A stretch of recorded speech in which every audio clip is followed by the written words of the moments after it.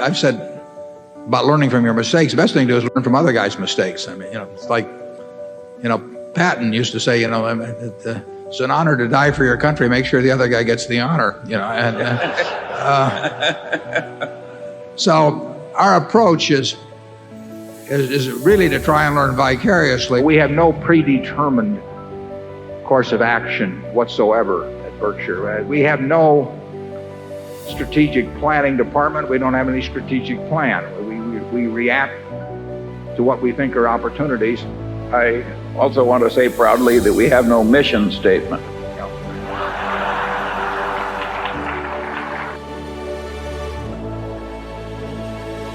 No, the important thing, even in your work, I mean, is to an extreme extent, it seems to me, is who you do it with. I mean, you can have, if you're going to spend 8 hours a day working, the most important thing isn't how much money you make. It's how you feel during those 8 hours in terms of the people you're interacting with and how interesting what you're doing is and all of that. Well, I consider myself incredibly lucky in that respect. I can't think of anything I'd rather do, and I can't think of any group of people I'd rather do it with.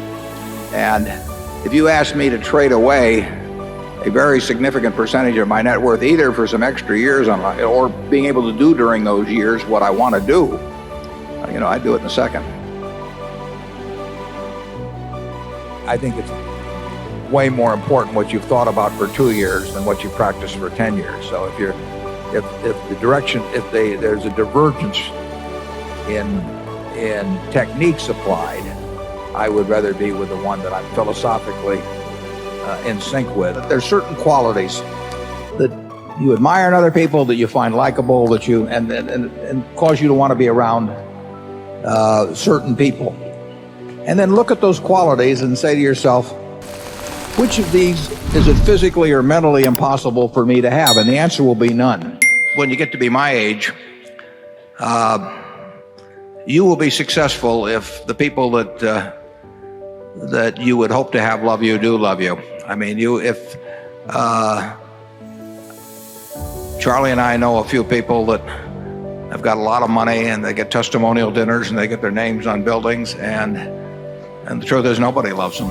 And not their family, not the people who named the buildings after them. It's sad, and it's unfortunately it's something you can't buy. I mean, Charlie and I have talked a lot of times, if we could just buy $1 million worth of love, it would be so much more satisfactory than to try and be lovable. But it doesn't work that way.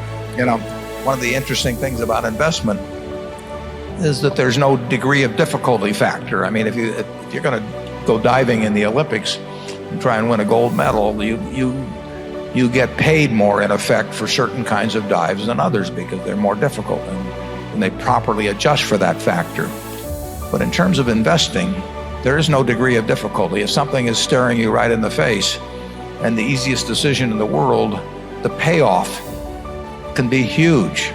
And we get paid not for jumping over 7-foot bars, but for stepping over 1-foot bars.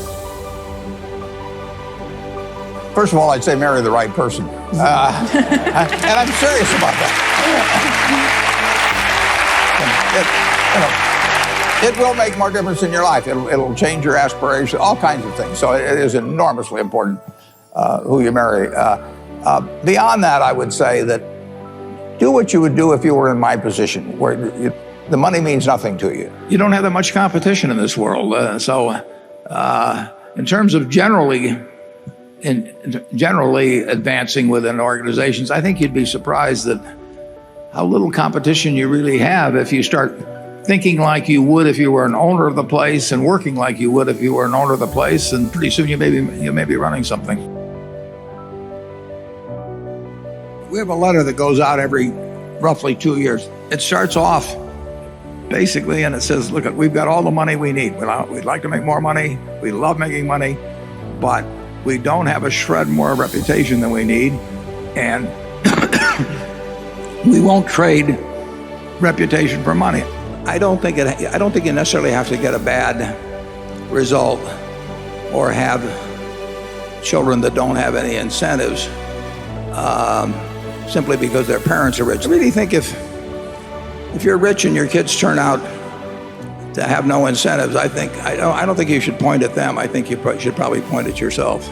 The safest thing, well, the greatest asset to own is your own abilities. I mean, that no matter what happens in the economy or with currency, if you develop your own talents, I tell the college students that the best thing to have is develop your own talents. I really think if you want to be a good evaluator of businesses,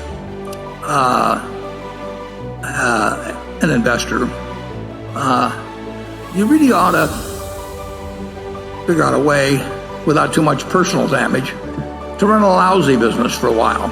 I think you learn a whole lot more about business by actually struggling with a terrible business for a couple of years than you learn by getting into a very good one where the business itself is so good that you can't mess it up.